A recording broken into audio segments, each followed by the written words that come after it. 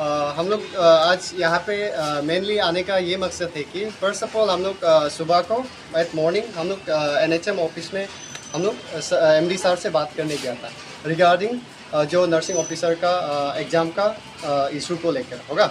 तो हम लोग का यहाँ पे क्या हुआ है कि पूरा जितना डिस्ट्रिक्ट है 12 डिस्ट्रिक्ट में एडवर्टाइज हुआ था, वहाँ से हम लोग का हम लोग का एग्जीक्यूटिव मेंबर्स सबको क्या किया है, वहाँ से एक एप्लीकेशन आता है कि यहाँ पे ये माल प्रैक्टिसेस हुआ है, यहाँ पे ये गलतियाँ है वहाँ से। तो इसका रिगार्डिंग हम लोग डिस्कस करने गया था एमडी ऑफिस में। तो एमडी सर से हम लोग का एक एप्लीकेशन सबमिट किया है एंड देन हम लोग एक रिक्वेस्ट भी सबमिट किया है साथ में विथ पूरा डॉक्यूमेंट्स जो एप्लीकेशन डिस्ट्रिक्ट वाइज से हम लोग को सबमिट किया था। तो इसके बाद सबमिट करने के बाद सर ने ये हम लोग को बोला है कि सेक्रेटरीट में आप लोग को आना है, सेक्रेटरीट में मेरा मीटिंग है, आप वहाँ पे आ जाइए बोला। एंड देन इसके बाद हम लोग वहाँ से निकलने के बाद हम लोग सेक्रेटरीट में आया है। सेक्रेटरीट में हम लोग स्पेशल सेक्रेटरीट ये हम लोग family and health and family welfare इसका सर से हम लोग बात किया है। तो रिगार्डिंग हम लोग जितना भी हम लोग अपना जो हम लोग के साथ कुछ मेंबर्स भी आया था डिस्ट्रिक्ट से, तो वो लोग भी अपना ग्रीवेंसेस रखा है।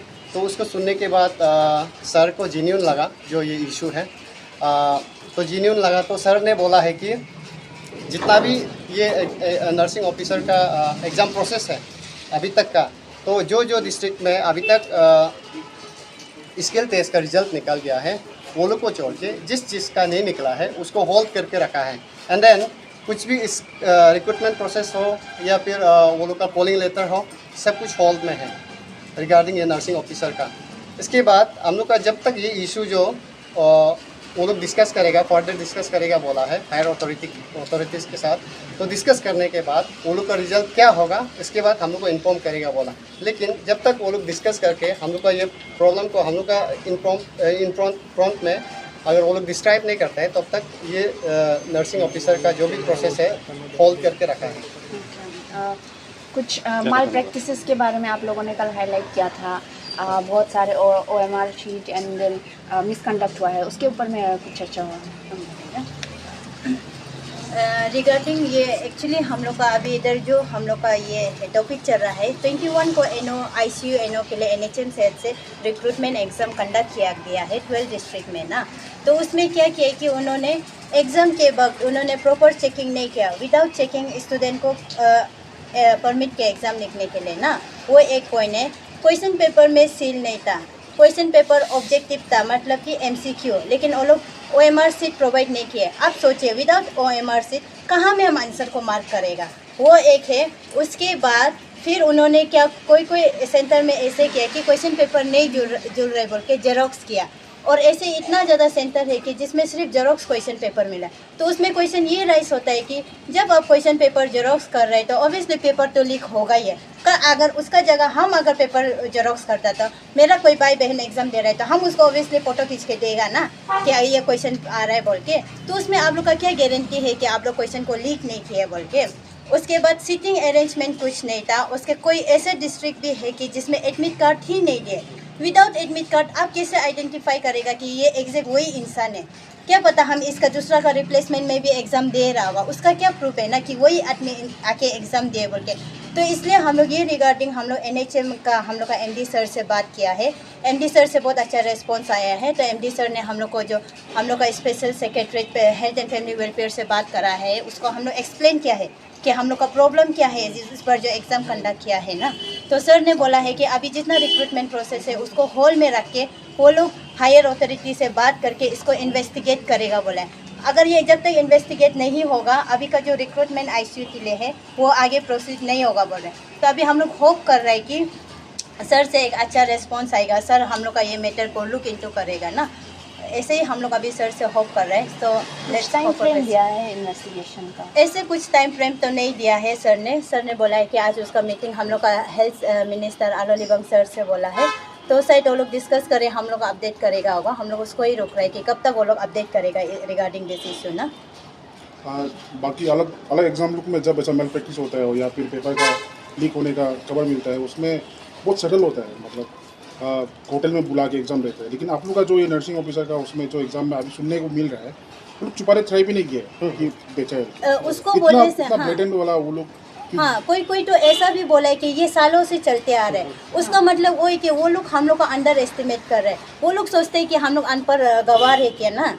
अगर वो लोग सोचते हैं कि ये सालों से चल कर आ रहा है, हम लोग का सीनियर उसको टॉलरेट किया है तो हम लोग टॉलरेट नहीं करेगा। We are also educated person ना। आप जानते हैं बीएससी नर्सिंग करने के लिए आजकल आपको नीट एग्जाम पेपर क्लियर करना पड़ता है। तो इतना एजुकेटेड होने के बाद हम लोग कैसे ऐसा माल प्रैक्टिस को ये कर सकता है, एक्सेप्ट कर टॉलरेट कर सकता है। उन लोग ज़्यादा ही हम लोग को अंडर एस्टिमेट करते हैं। मे बी बिकॉज कि अभी तक कोई भी ये चीज़ को लेके वॉइस राइज नहीं किया होगा ना, इसलिए वो लोग ज़्यादा अंडर एस्टिमेट कर रहा है।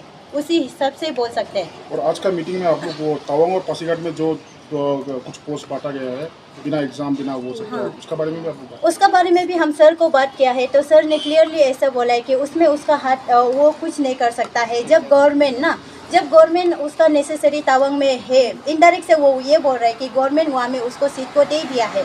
तो सर का ऊपर भी आप जानते हैं कि वो ऑफिसर होने से भी सबसे ऊपर में कौन होता है, आपका एमएलए मिनिस्टर सीएम ही तो होते हैं। वो लोग का अंडर में ही तो वो लोग को काम करना पड़ता है। अगर वो बोलते हैं कि तवांग में 11 पोस्ट दे दो बोले तो वो लोग को देना ही पड़ता है ना। तो उसमें कोई ऑफिसर का गलती नहीं है, हमको ऐसा लगता है। क्या इसमें पेपर लीक हुआ है? पेपर लीक हुआ है नहीं, बात हुआ है, हम लोग का साथ एविडेंस नहीं कि पेपर लीक हुआ है। लेकिन जितना भी पेपर था आपका जेरोक्स था। आप कुछ सोचिए, कोई डीएमओ या फिर डीसी पेपर जेरोक्स नहीं करते हैं। डीएमओ का पियोन एलडीसी जो उसका ऑफिस में काम करता है वो जेरोक्स करता है ना। उन लोग के पास क्या सबूत है कि जब वो पेपर को जेरोक्स कर रहा था तो पेपर को लीक नहीं किया बोल के? अगर हम वो डीएमओ का ऑफिस में हम पियोन है, अगर हमको पेपर को जेरोक्स करने दिए तो ऑब्वियसली हम भी तो फोटो खींच के मेरा भाई बहन को एग्जाम दे रहे तो देगा, है कि नहीं? अगर वो लोग के पास सबूत है कि वो लोग जब जेरोक्स कर रहा था तो पेपर को लीक नहीं किया बोलने से उसको हम लोग मान सकते हैं। लेकिन उन लोग का साथ भी सबूत नहीं है कि पेपर जेरोक्स करते समय पेपर लीक नहीं हुआ है बोल के। और दापोरिजम में तो ये भी देखने मिला है कि वो लोग का साथ इतना टाइम है कि वो लोग एक एक्सपेरेंट का कैंडिडेट का क्वेश्चन पेपर का ऊपर में रोल नंबर लिख के देते हैं। ऐसे कौन सा एग्जाम में आप देखा है कि जिसमें क्वेश्चन पेपर का ऊपर में आप लोग को रोल नंबर लिख के देखते और एक्सप्लेनेशन ये सुनिए कि क्या बोलते, अचानक हरी भरी में नर्वस में वो लोग अपना रोल नंबर लिखने के लिए भूल जाएगा। उसका क्या कंसर्न है ना? अगर वो अपना रोल नंबर नहीं लिखता है तो वो एक कैंडिडेट का अपना मिस्टेक है ना। तो उसमें उन लोग का डीसी लोग का डीएमओ का साथ इतना समय है कि कैंडिडेट का रोल नंबर लिख देने के लिए वो लोग का साथ समय है। आप क्या रिजल्ट एक्सपेक्ट कर रहे हैं? क्योंकि जो एग्ज़ाम कंडक्ट कर रहे हैं हम लोग का डिमांड सिंपल है ना। एग्जाम को आप नल एंड वॉइड करो, रिकंडक्ट करो स्टैंडर्डाइज वे में ना, स्टैंडर्डाइज में करो। उसके बाद ये अभी जो एग्ज़ाम हुआ है उसको सीधा नल एंड वॉइड करो। सर भी ने भी बोला है कि वो एक कमेटी सेट करके इन्वेस्टिगेट करेगा, उसके बाद हम लोग को रिजल्ट देगा बोले। हम लोग का इधर उधर का बात नहीं है, डिमांड बस एक है। अभी जो एग्ज़ाम हुआ है सब डिस्ट्रिक्ट में माल प्रैक्टिस इनडायरेक्ट वे में या फिर डायरेक्ट वे में हुआ है, तो उसको क्या करना है, नल एंड वॉइड करना है, रिकंडक्ट करना है सभी के लिए। एट द लास्ट हम यही बोलना चाहता है कि जो सिलेक्टेड स्टूडेंट है ना, जो सिलेक्टेड स्टूडेंट है, जो स्किल टेस्ट भी पास हुआ है एंड देन जो रिटर्न पास करके स्किल टेस्ट पास हुआ है, वो लोग भी हम लोग का साथ एक्चुअली देना है अभी।